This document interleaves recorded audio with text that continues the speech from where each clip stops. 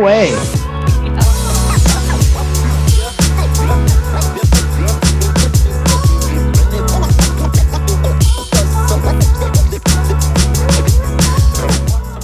Welcome to Jaw Time with Realtor Jeet, where we get to hear success stories from heart-centered entrepreneurs throughout the world. Today, our special guest is a speaker, author, certified high-performance coach, and realtor on a mission to help real estate agents achieve more without the endless hustle. After becoming a millionaire before 30, Grant Muller fell into a downward spiral that caused him to lose everything. Moving past addiction and homelessness, he built a remarkable real estate career as a consistent seven-figure earner. Grant knows what it takes to sell, and it all starts with a heart-centered approach.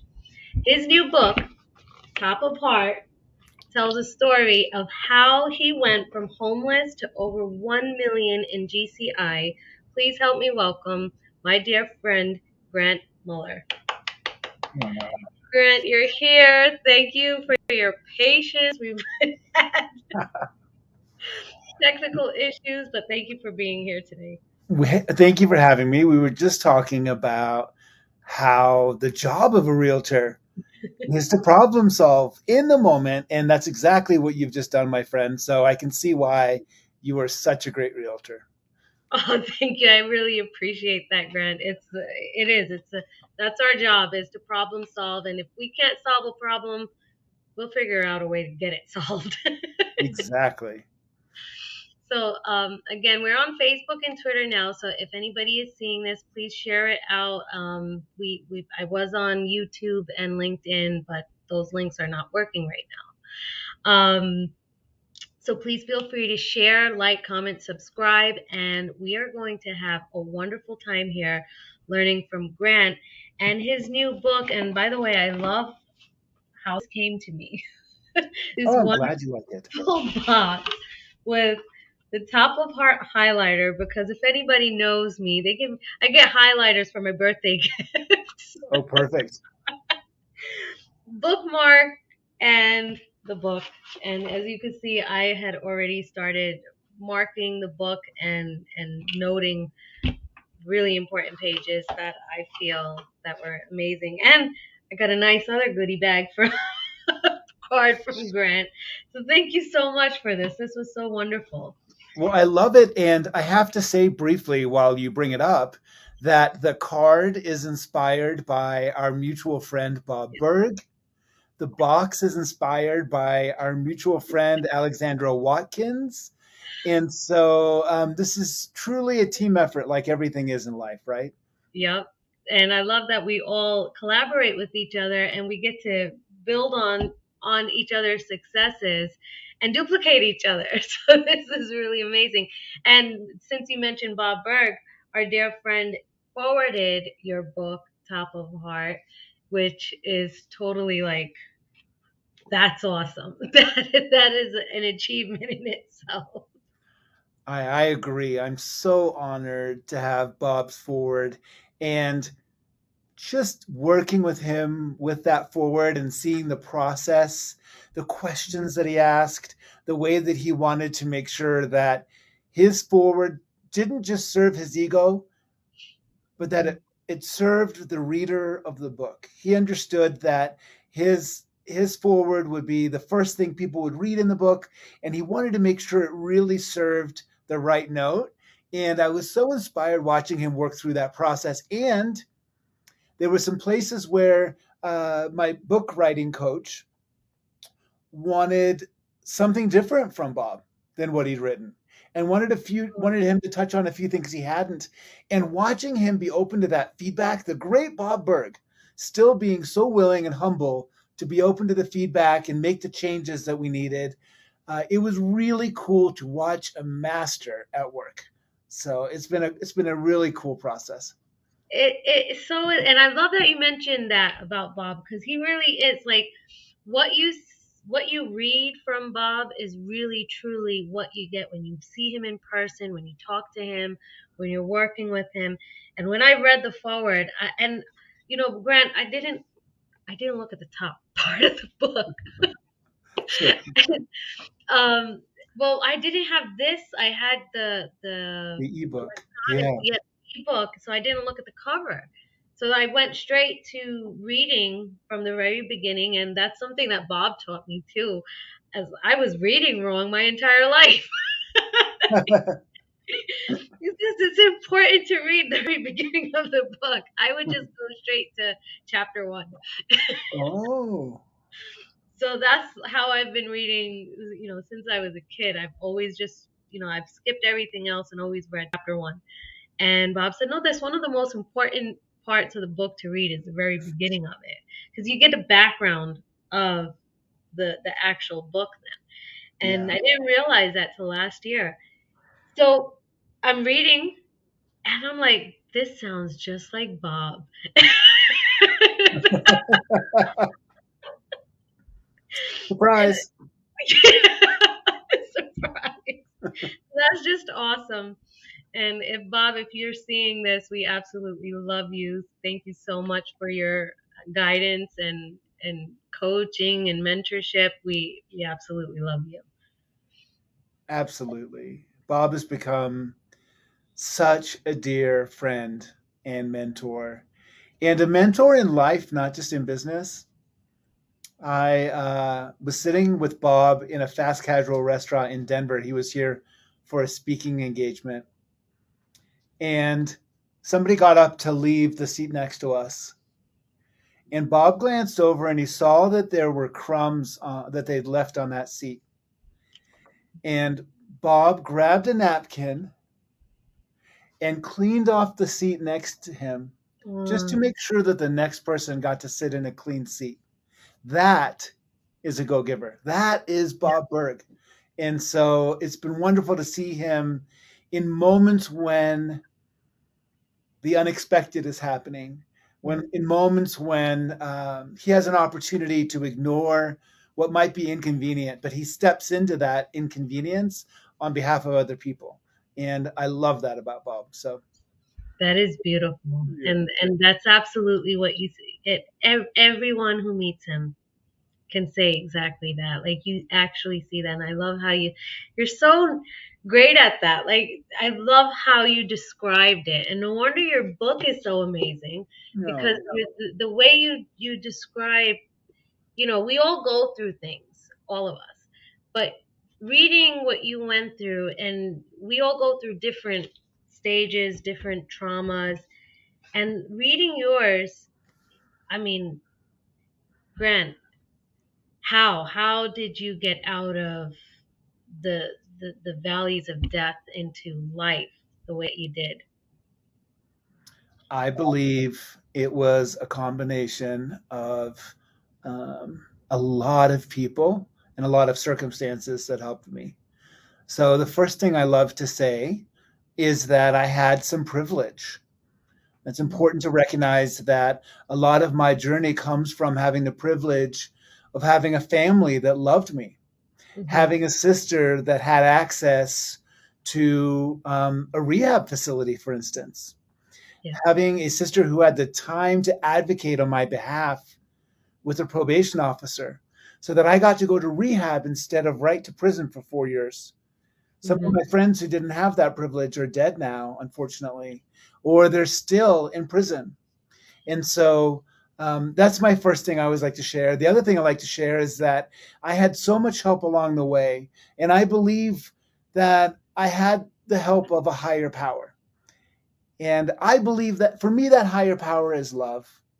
But we can all define the higher power or God or spirituality how we choose to. But I Yeah. believe that there was something much greater than me that helped along the way. And sure, I take some credit for being willing to do whatever it took to change my life. And that's what it took for me. However, that wouldn't have been enough without the help of great people. And to this day, the help of people like Bob, the help of people like friends, with friends like you.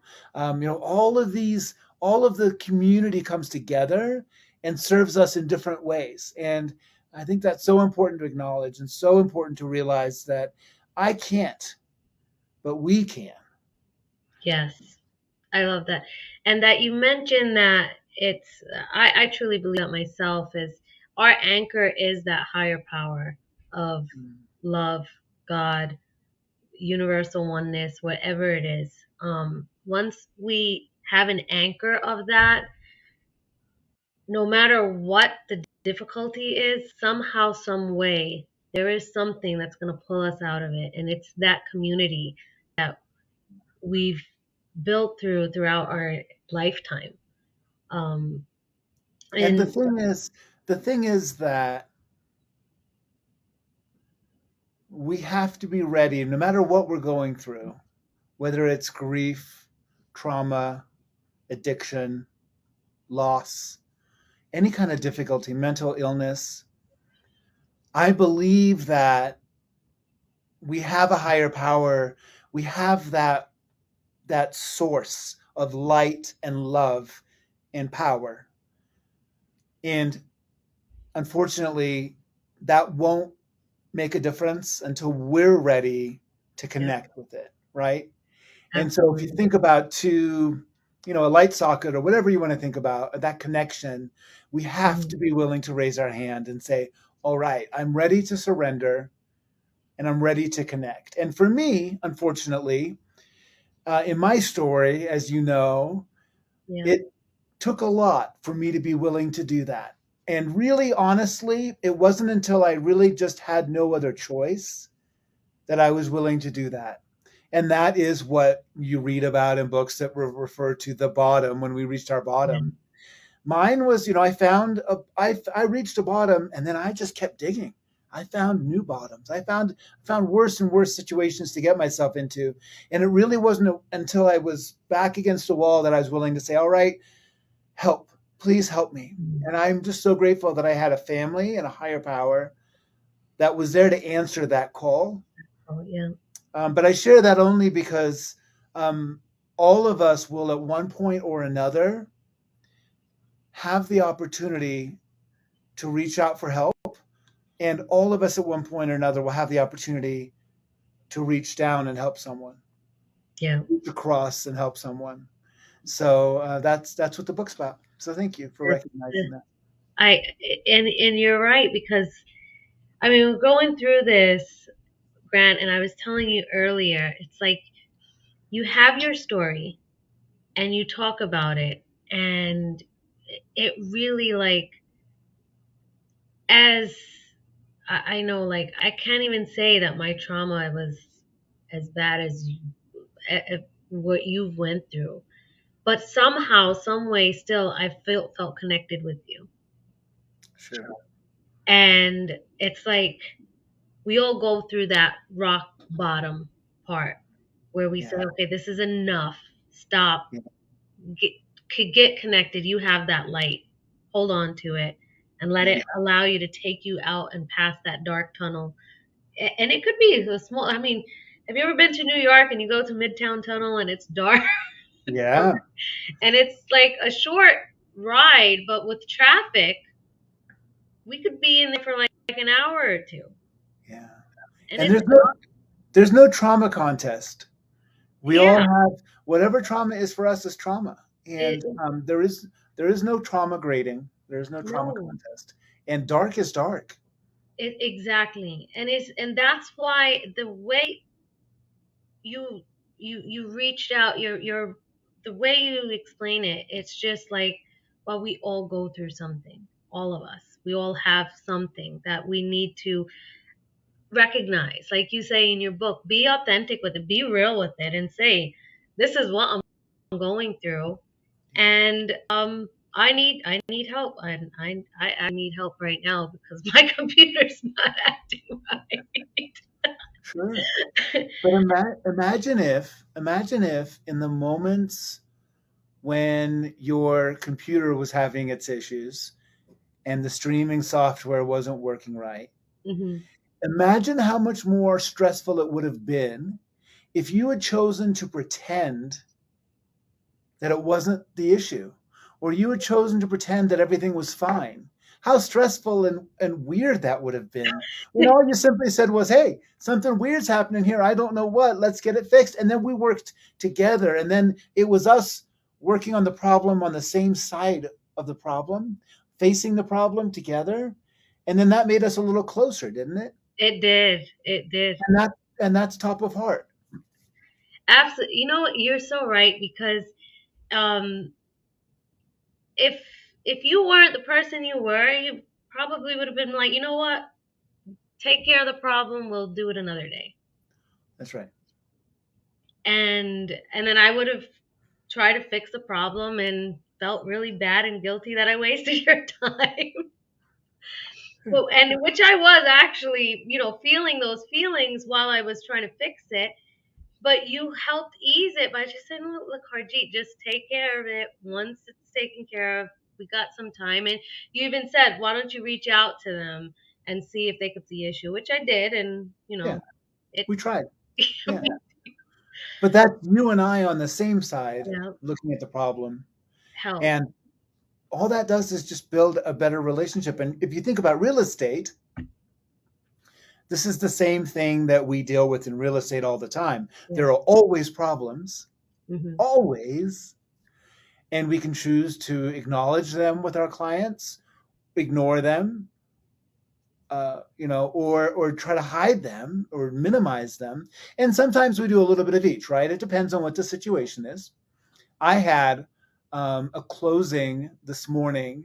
It was one of the most difficult deals of my 15 years in real estate. Oh, wow. Incredibly difficult. We finally, through a course of miracles, have this closing scheduled for today. My clients are on the airplane from Houston to Denver last night, and I get notice that the survey is not acceptable to the title company. Well, that is a Oh, 3-week problem to solve. yeah.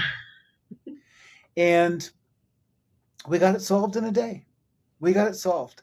And my point of the story was when the clients landed, in that case, I didn't need to share the story with them. We're trying to figure this out. We Yeah. were hustling behind the scenes.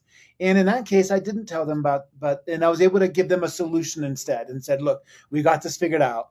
Uh, but so there are always degrees of that. But the rest of this deal has been us working together as a unit, me and the buyers working together to collaborate with the seller to figure these things out. And when it's collaborative like that, it builds relationships. So those guys, those clients of mine, didn't have the smooth, beautiful deal that you always dream of for Yeah. high end luxury clients. But we will have a better relationship now because we went through this together, Together. Yeah. right? Yep. And so now we have simpatico. We have instead of me versus the clients, we have a we. Yeah. And this we solved a problem. It's so cool. It's funny. So even when it doesn't go well, it can go so well. I love that.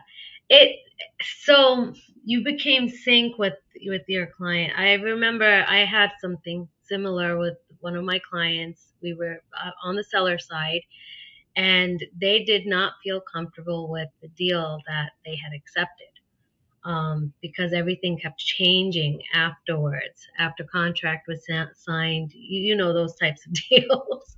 Sure do. And they were Harjeet, I got to be honest, something's fishy, and I'm just not comfortable with this.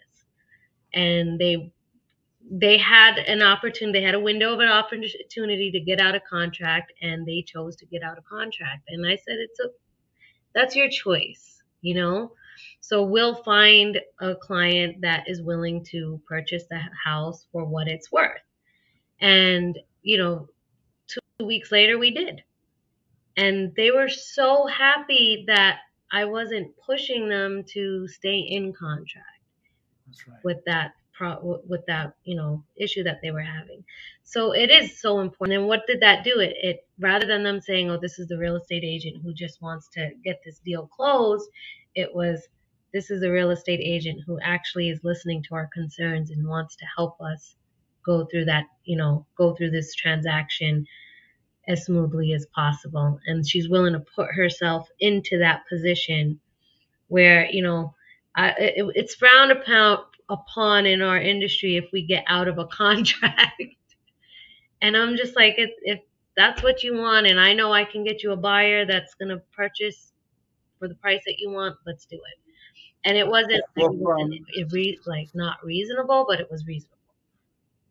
yeah, I think that's beautiful. And look what look what you illustrate in that story is from a top of heart perspective, you recognized the heart. You recognized the emotion and the humanity in that deal. Yeah, And you understood where your clients were coming from, not just from a practical perspective, but how they were feeling. And then think about the go giver lesson there, the law of influence. Your influence is determined by how abundantly you place other people's interests first. right. So you still wanted to close on a real estate transaction and earn that income. Yeah, But for a moment, you were willing to set your own needs aside and take care of your clients. So your influence grew with those people. yeah. And I bet you that they'll be much more likely to refer you and sing your name from the rooftops in the future because you put their interests first. That's so beautiful. Congratulations. Thank you. I appreciate that. And I actually am. I'm helping them get a condo and I'm helping them with other things. So it doesn't end at that transaction. It doesn't end at that No, closing. no, it's so beautiful. Your relationship transcends the transaction. Yes. Bigger than just it's just the beginning of the relationship, really. Yeah. Absolutely. And I love that you talk about that when you go into the lessons part of your book, and you talk about how when you started, it was like, okay, I went from not being me to wanting to be me to learning not to be me Yeah. again. Yeah. Because that's what, like, most of the sales trainings that when I started in 2017, I was getting the same thing. And I had questioned myself getting into the business. Is like, did I make a choice getting into this business? And when I Right. asked myself that question, Grant, the craziest thing happened a week later. My brother hands me the Go Giver. That's incredible. Is it so? That's not a coincidence, my friend. No, it was the answer to my own question. Yeah. Like, did I get into the right industry? So, could you go over that, Grant, of, what made you, when you walked into that sales training and that day and saw what they were teaching, what was going through your mind? So I had been living in a storage unit, earning $9 an hour at the front desk of the real estate office, studying for my license. So when I finally got the license, it was almost like, hey, why isn't the phone ringing? Doesn't everyone know that I'm a realtor now? And I realized, of course, what we all realize, that we have to build our businesses. And so I was going to all the lunch and learns and I was at the sales meeting. And at night, by the way, I was going to 12-step recovery Yeah. and I was learning about staying clean and sober. Hmm. And in those meetings, I was getting real about who I was and about all of it for the first time in my life. I was finally being who I really was.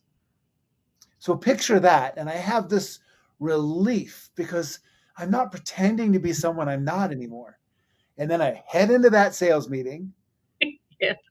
and I learn about this thing called the Ford call. And by the way, I have to be very clear here. The Ford call existed long before, I believe, Hmm. some other real estate training that's out there. Yeah. But but I do want to say I believe it's wonderful. It's a great structure for how to have a phone call. All right. Yeah. But the way it was being taught was ask about F family. How's the family? How's work? O occupation. Do you have any fun plans this summer? R recreation. What are your dreams? What are you working on? D dreams. And as a structure for a conversation, I think it's a beautiful thing because sometimes we don't know what to say. Yeah. But it was shared as a very formulaic script. And then at the end of all of that, we were supposed to say, oh, by the way, who do you know that might need to buy a house in the next 6 months? And I thought, oh, I mean, as I shared in the book, it made me a little sick Hmm. because I thought, oh, I've finally gotten real for the first time in my life. And now I have to pretend to be someone I'm not to make it in this business. And by the way, I was not employable. I'm still probably not employable. Mm. So there wasn't a second choice. I had spent all of my money from the front desk to get that license. Yeah. And I had had to have a lot of people, beautiful people, think I'm so grateful for them, write letters on my behalf saying this guy who has a record can be a realtor because he's proven to have rehabilitated. Oh, that's I'd amazing. done all of that. I had to make it, make or break. Hmm. And I thought, and now I'm going to have to pretend to be someone I'm not to do this. And so that was the moment when I guess Top of Heart was born out of necessity, as some Mm. inventions are, because I realized I had to do this on my terms, or I wouldn't stay clean and sober. Because if I had started pretending to be someone I was not again, I wouldn't be living with my own values. Yeah. And I think that's a big part of why I was using in the first place. So I knew I had to be who I really was in real estate too. I just didn't know how to do it yet. It took me a few years to figure it out. The book dramatizes it a bit Hmm. and makes it seem like it was one night because that's how we need to tell the story, but it took a little bit longer than that. Oh, of course it takes time for these. And like I said, I was telling you earlier, and you've done something so incredible that not a lot of people do when they write these books about how they achieved success. You actually put in the book how you achieved success. It wasn't just the, okay, this is what I did. It's, no, these are the steps that I took. So you can take these steps too by asking yourself these questions. So, like I told you, I had bookmarked these little parts of your Makes book. me so happy to see that.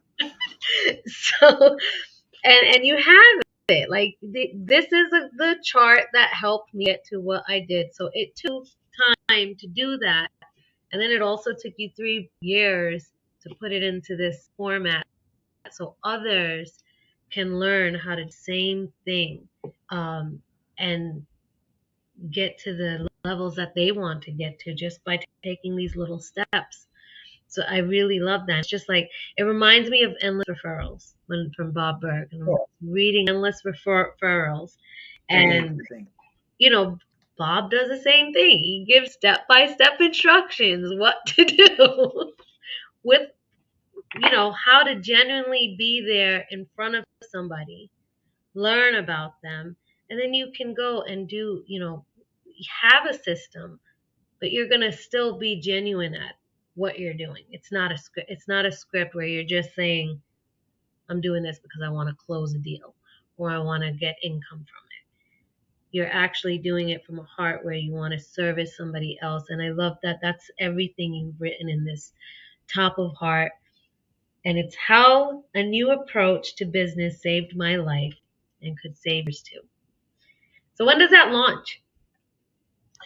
So the book launches on ebook July 10 and in print July 11. We were originally going to launch the book. So books always launch in print on Tuesdays. And we were going to launch it on July 4th. I thought, perfect, Independence Day, my independence from the streets Yeah, and the stuff life I was living. It seemed very symbolic, but my publisher said, no, no, terrible week to try to launch a book. Launch a book while people are paying attention. yeah. And so, anyway, the book launches July 11th, and it's been such a blessing and a journey. And I have to share with you a little behind the scenes, since you're a good friend of mine.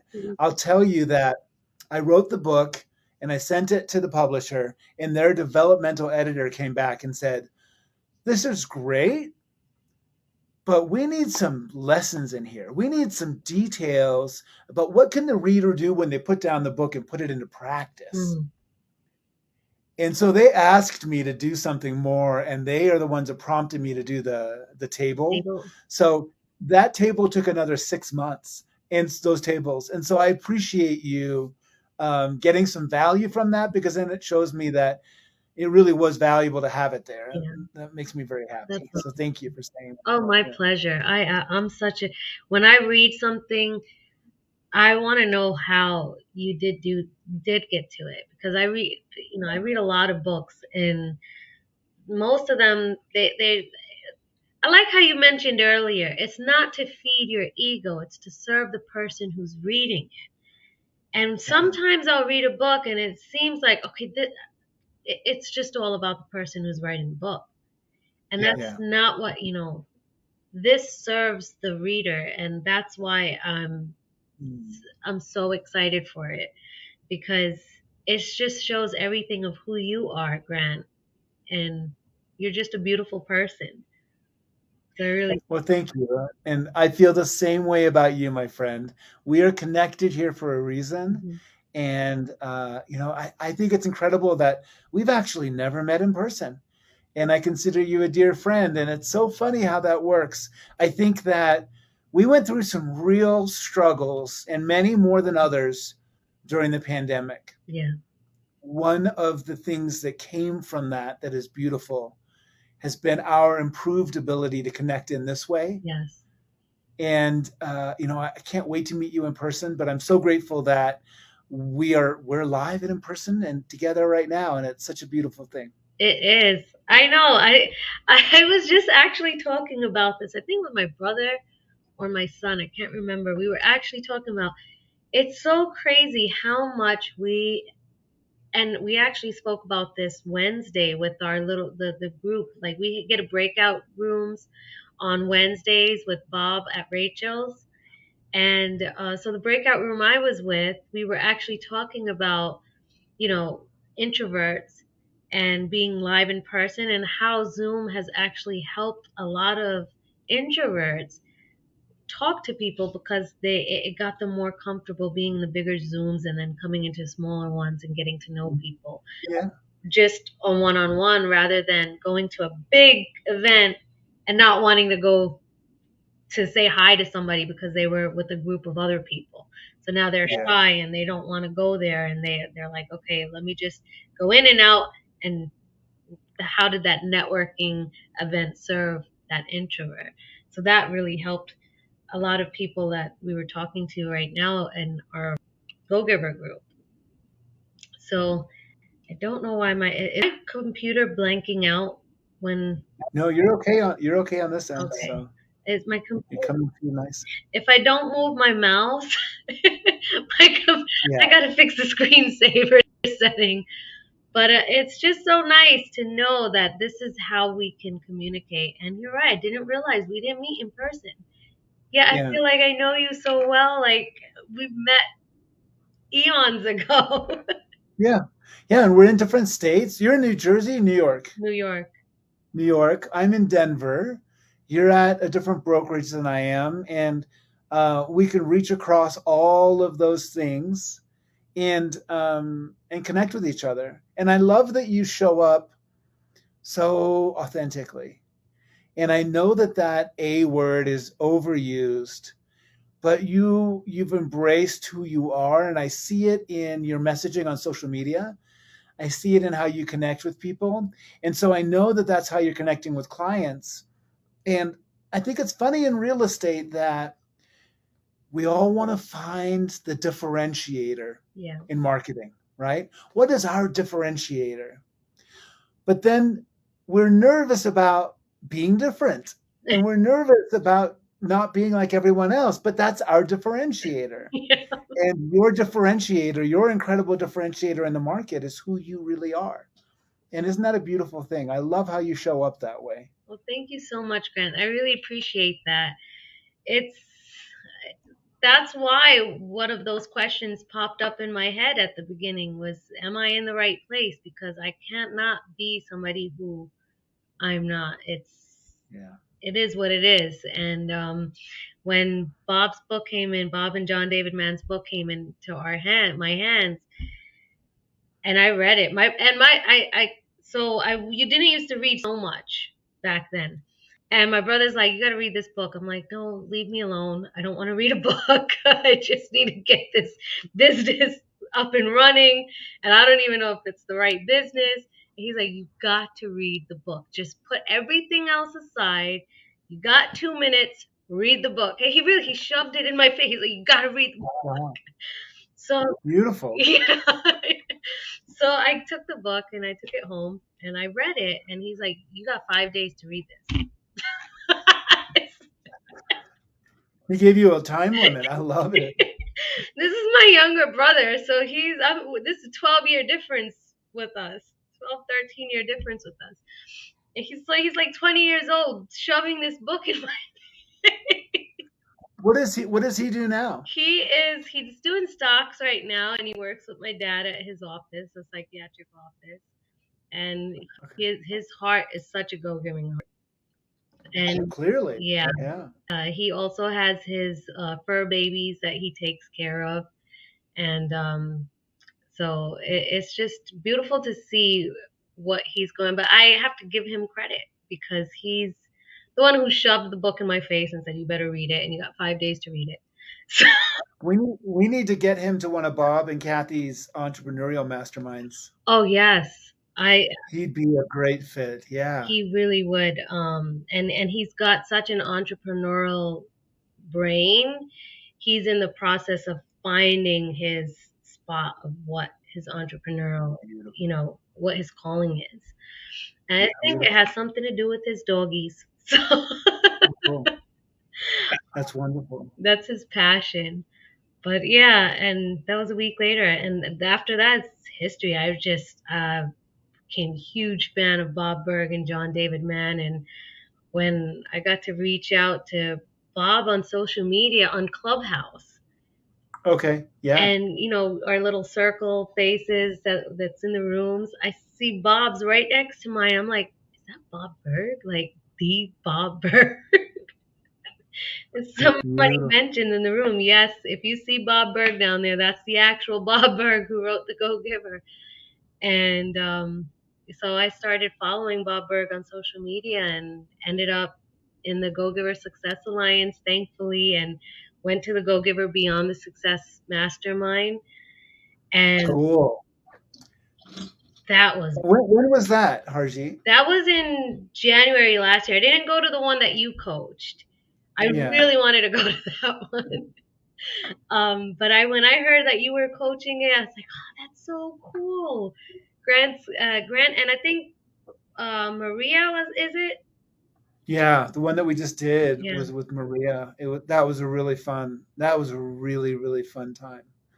Yeah. yeah, that's so Yeah. cool. So what, Grant? If we can go over it a bit, what was it about? What drew you to real estate? So I had been, earlier in my career when I'd been in the corporate world, I had some success, and I had been investing in properties, rental properties. And I felt underserved by the agents that helped me. Hmm. And at that time, as the head of customer service for an internet startup, I was deeply committed to thinking about how the consumer experiences our tech. And so looking at real estate, I thought, wow, these agents don't seem to really care how I experience this process, what that client experience is like. And I thought, if I ever get a chance, I'd love to be a realtor, but I wasn't willing to give up my big incomes Hmm. to start all over and be an entrepreneur. And when I was clean and sober in 2008, I thought, oh, I have no income, Hmm. so I'm not giving up anything. The real estate market is at the very worst it could possibly be. I Yeah. guess it could always get worse, but it was really low. Hmm. And I thought, so what better time to start than now? I have nothing to lose. This might be a great. And by the way, I'm not employable. No one's going to hire me right now. Hmm. So what could I do to build a business? What's the vehicle I can use to become an entrepreneur without having a ton of money as seed capital? And real estate was the obvious answer. So I read The Millionaire Real Estate Agent by Gary Keller, a great book, Yeah. and thought, wow, I'm super inspired. And that's when I decided to become a realtor. And so you became the realtor and realized that there's more to that. And then you built on there. You kept pushing through to build through it. You went through the stages of building a successful seven-figure career. How now, where was that shift, and how do you like how is I love that you mention, and I've heard you say this a lot of times, and you mentioned it in your book too, that you lunch for a living. Yeah. I absolutely love that. So in the early days Mhm. of my real estate career, I got some coaching and I learned how to run internet leads. Actually, they were Craigslist ads for foreclosure properties. And then you call the people and run through a script and convince them to come look at property with you. And, one out of 200 people would do it. And one day I got a phone call. This after I'd had a few clients. I got a phone call that said, "Hey, so and so referred me to you. I heard you're a great buyer agent. Would you help me buy a property?" And I said, "Sure, yes." And I took him right through my script. "So have you been looking for a long time? And have you been qualified by a lender? Are you working with a realtor currently?" I took him all the way through my script. And they stopped me and said, "No, no, no, you don't understand. Mm, I've been referred to you. I've heard you're great. I don't need your whole sales process. Can you just take me and help me find a house?" And I hung up after we set some showings and I thought, this is kind of cool. yeah, You mean I don't have to chase this person to answer my calls? I don't have to lock them down in my sales process. I don't have to force them into signing a buyer agency agreement. yeah, I can just show them property. And so I did. I showed them property. It went really well. It was fun. The deal closed. And then this crazy thing happened. Like a week later. "Hey, I've got another friend who needs to buy a house. Would you be willing to talk to them? I know you're busy, but would you be willing to help them?" "Sure." "Oh, yes." But it's just that easy. And I thought, there's something to this referral and relationships thing. yeah. I thought, this is really fun. So then I thought, well, if these relationships are good because I know people, I want to build a really big business. How about if I know a lot of people? Mhm. And so I did some things like radio ads, all kinds of crazy stuff. I tried to know people. But what was happening is I was just skimming the surface. So I was going to all these networking meetings, but it would never really amount to much. And I ended up exhausting myself. I got some deals, sure, but it was exhausting. It was hard again. So I had Mhm. taken this beautiful thing that was easy and I made it hard. That's what I do. I'm really good at that. And finally, I realized through The Go Giver, through Michael Mayer's 7 Levels of Communication, Mhm. through Ninja Selling, these are all methodologies that I learned from and realized, wow, I just could maybe be who I really am and build genuine relationships. So again, going back to being real. And now, what I realize is the number one most impactful thing I can do to build my business is to be face to face with people. Yeah. I can choose to do that with coffees, happy hours, events. But in my case, I really prefer to be one on one and have a meaningful conversation. And that's why I started going to lunch with people. Mhm. And now I really do lunch for a living. Lunch for And if you could see all of me, you'd believe me. Uh, I eat a lot of lunches. I've had to be really careful about where I go to lunch because now I usually choose where we eat, Mhm. so that I can choose the menu and know what I'm going to eat ahead of time. I just had lunch a couple of days ago with a great client, and in fact, two great clients at the same. They're friends, and I think they met through me actually. And we went to lunch together, the three of us. We had a beautiful time. The one friend told the other friend what a great job I did selling their in-laws house for them. I didn't have to bring it up. So real estate came up, Yeah. and then we talked about everything but real estate. It was so beautiful. They took a selfie afterwards. I walked away just feeling fulfilled that I have these great friends in the Mhm. world, instead of walking away thinking, "Oh, I should have told them about my new value proposition, Yeah. about the cool videos I do in market." Yeah. No, not about that. It was just about our connection. Now, by the way, I am the kind of person, I have very few friends. I don't have a ton of friends. I know lots of people and I'm friendly with a lot of people, Hmm. but I have very few real, genuine connections because I do work a lot. Yeah. And so to be able to bring work and the personal relationship together means that now I can work a lot, which I love, but I can build these real connections. So I don't have to pretend to be friends with everyone. Yeah. Neither one of those people will call me to help them move. Yeah. Thank goodness. But we can have real connections. So I just want to share that, I am an introvert. I'm an outgoing introvert. Hmm. So if I spend too much time with people and have too many real friends, it just exhausts Yeah. me. But I can have these beautiful connections that are genuine human relationships. And by the way, what happens is if we have a relationship, we start the relationship here, we continue through here. In the middle during this relationship, these little things happen, and they're called real estate deals. And they just happen, boop, boop, boop. But the relationship continues on. And so now real estate is just part of what naturally happens in some of these relationships, not all of Yeah. them. It's so beautiful. And it's so good that you mentioned it happens in some of them and not all of them, because we do Yes. have, clients where it does unfortunately end at that time because we're whatever for whatever reason. Maybe this was just that time we were supposed to be together and it was just that blimp, like that little blimp of time, and that's what we came into their life for. So, Yeah. but you do have fulfilling relationships as well. So I don't try to connect the Yeah. dots. So I have people that I have great relationships with Hmm.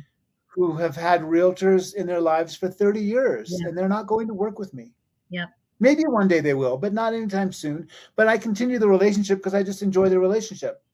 There are other people who have done business with me, and during doing business with me, they've shown themselves to be who they really are. And frankly, I don't enjoy them. Yeah.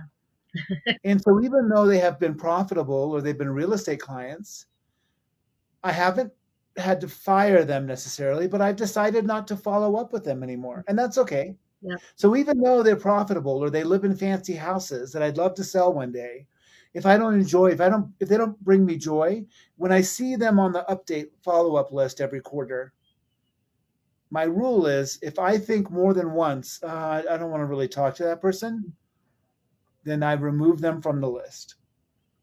And so now when I see my calendar filled with lunches or follow-up calls, it's always people I want to reach out to, genuinely. If I have a client appreciation event and people show up, it's always people that I think, oh, yes, I get to catch up with that person today. Not, oh, no, they actually showed up and Yeah. I'm going to have to pretend to like them. That's just not a fun way to live. No, it's not, and I love that because that's so you. And you know what it is? We get to choose how we work, and it's just what you just mentioned, not just too long ago, a few minutes ago. It's you get to build these relationships and have this career and combine it together. That's just a beautiful. You get to choose who you are working with. And And how we work, right? yep. And that's what's beautiful about what we Mhm. do for a living is we get to make that decision. Yeah. As an example, I got an incredible offer for season tickets to the Nuggets before they won the big thing that they Mhm. just won. Um, and it was basketball and incredible season tickets. And I thought, I can buy these 4 tickets and then always invite clients to these games, and it will be a great way to be face to face, but also to add value for them. Mhm. And they'd be excited to go to the games. But here's the thing, I don't care about basketball. It's not fun to me. Mhm. So then I thought, well, I'd be at these games having to pretend to enjoy it. And that's not who I am. Yeah. So then can you imagine if I went to the basketball game and I was bored? That's not the Grant that anyone would want to hang out with. Yeah. Mhm. Right. So I decided to pass that up. I coach a realtor who lives for basketball. This guy Yeah. is a hardcore fan. He's loved the Nuggets for years and years when they've been a terrible team. And he bought season tickets because I shared the same opportunity with him. And his business has exploded just with people he goes to Yeah. basketball games. So because he's showing up as his best self. Mm-hmm. So it's so cool that I almost fell in the trap of pretending to be someone I wasn't again. And not only is it not useful, but it burns us out. And I think that's sometimes why we burn out as realtors. Yeah. We go to all the networking events we're supposed to go to that Mhm. don't serve us, that don't serve our hearts. And is exhausting to do that. But when we go to the events that we love, or do the things that we truly enjoy, it lifts us up. It's a virtuous cycle. So Absolutely. I hope I'm not preaching too much. I get excited. No, that's absolutely what it is because you're saying this, and I'm thinking, what place do I like to go that makes me just so happy and like fills my heart? And it's Wednesdays at 11 o'clock when we're Right. sitting with Bob and Kathy and Jeff and Lisa and Joey, everyone that's there. Yeah. Hey, Yeah. I there's like 50 of us, so I'm not going to mention all 50 of us, but just to Good group. see everyone Yeah. in that, and that's just on our Wednesday groups. There's Tuesdays calls as well, so there's more on Tuesday, and to see the collaboration and that puts fills my heart and brings joy to me, like just to see Lisa win an Axiom award and Grant, you're gonna be next. To see that grow, that makes me happy.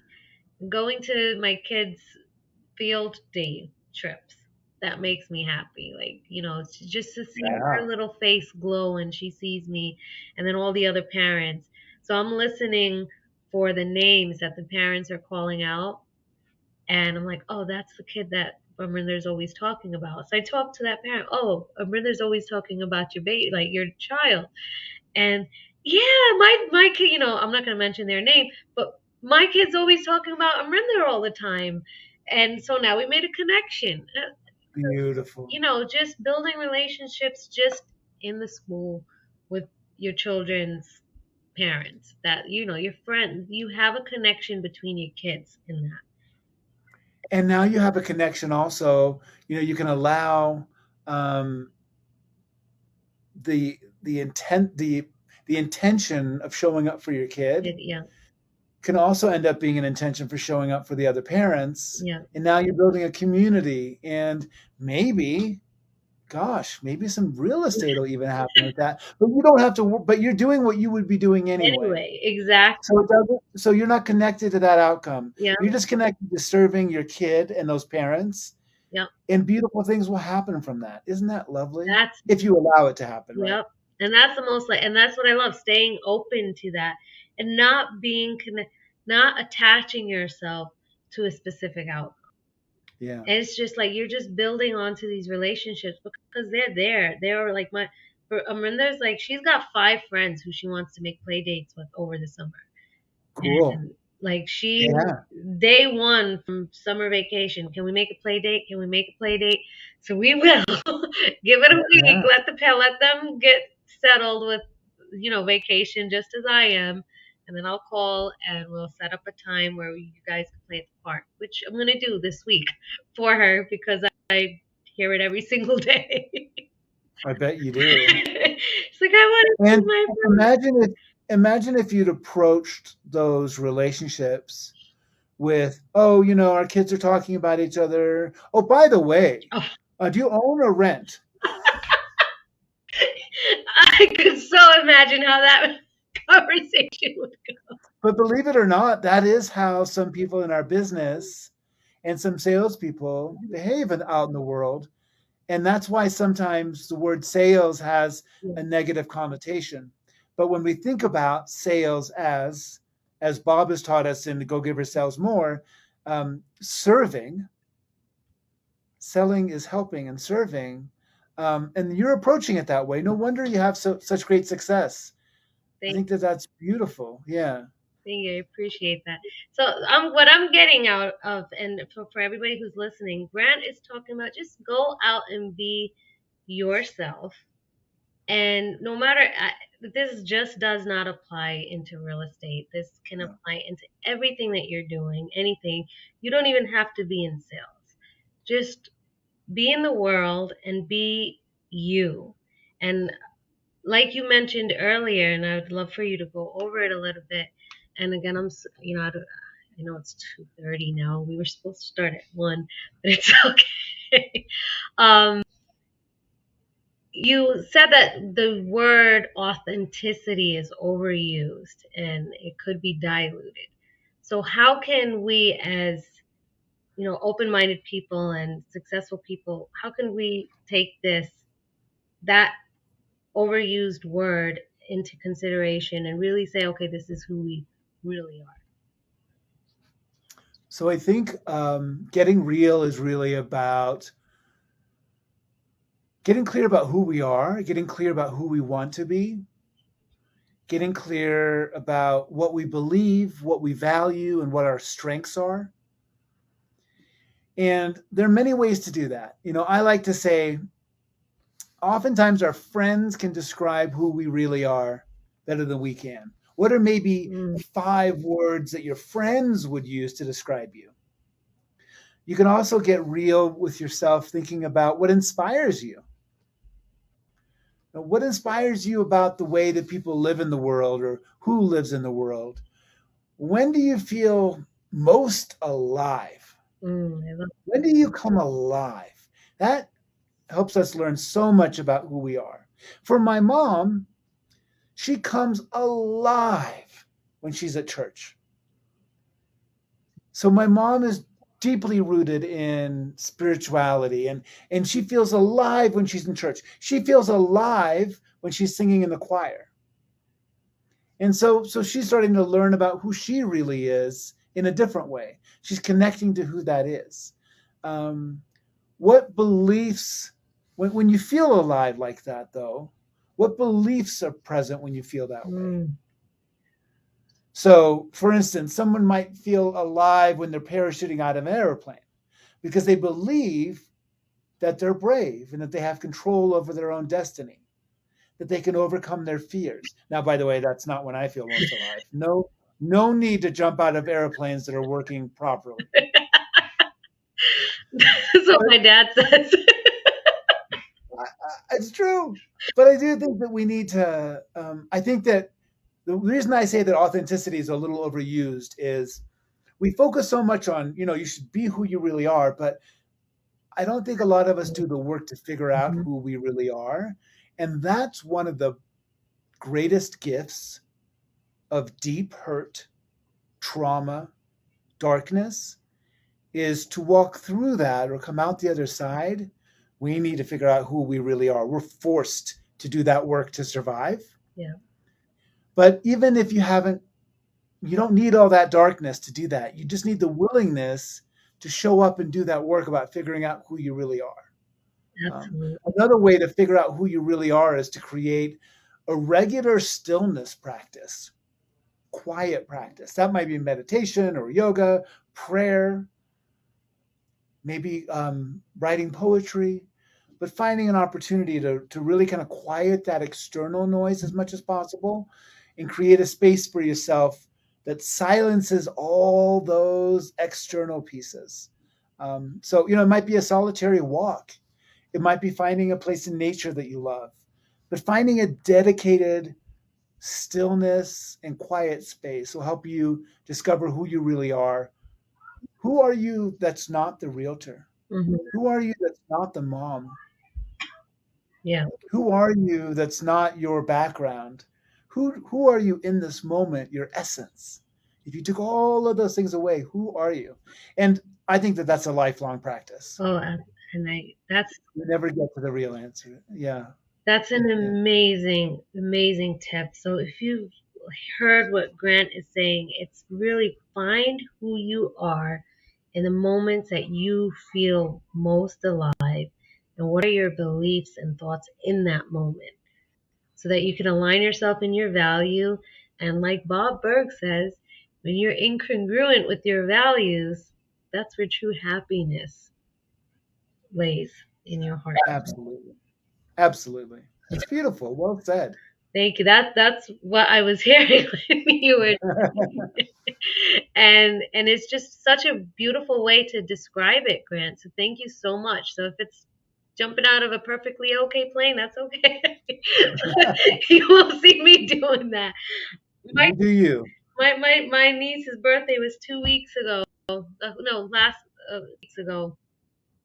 I don't know. It felt like 2 weeks ago, and they took us to this new place. I forget what it's called, but it's an indoor um, activity thing. So they had tight ropes and they had zip lining and they have rock climbing and it's indoors because we're in New York, so the weather's not so great here for 9 months of the year. And I go on the tightrope and I'm afraid of heights. So for some, like, I'm gonna be brave today. Go up there and walking, Grant. I did one part of it, which had, like, thicker blocks that you could walk on. But then the next, uh, I guess, what do you call it? The next adventure was a rope. So you have to walk on the rope, and you're up like so high. And I looked down and I said, nope. I turned me around. I want to go back. And the lady's like, okay, I had to switch the zip line, that like the rope to go back to make a U-turn. And all my kids, my nieces, my brother, they're like, no, do it. I feel dizzy. I'm going to fall and die. I'm going to turn around. This is not me. So I had to be me in that moment and turn back. That's right. And the hard part about that is it's such a great story. It's such a great illustration. And the hard part is sometimes we need to realize it's not me, but I need to do it anyway because it is who I want to become. Mm-hmm. So I need to push past this fear Yeah. because I want to be the person that's on the other side of this. Yeah. And then sometimes, as in your case, the answer is this is not who I am, and I don't need to be that person on the other side. Yeah. So I'm going to choose a different challenge that feels more like who I want to become, right? Yes. And so how beautiful that you knew I don't need to be the person that just walked across this rope. Yeah. But I do want to be the person that served my clients in real estate in this way. So I'm going to learn that new thing that's different and difficult for Yeah. me. But that's the challenge I accept. This challenge I don't have to accept. Yeah. We get to choose what challenges we want to accept. So good for you. I love that. That's beautiful. And we're going to end at that. We get to choose the challenges we want to accept. I love that, Grant. I'm going to write that down and put it on a sticky note right in front of me. We get to choose that. So thank you again, Grant, for coming today and, spending some time with me trying to figure this out and how to fix the little glitch that we did have. And Grant's book, Top of Heart, How a New Approach to Business Saved My Life and Could Save Yours Too, launches July 11th. Pre-order, and let's blow this up because I know you're gonna get that award. This is such an amazing book to read. Thank you, Harjeet. I appreciate you. Thanks for all your support and your friendship. My pleasure. Thank you. It's such an honor to know you, Grant.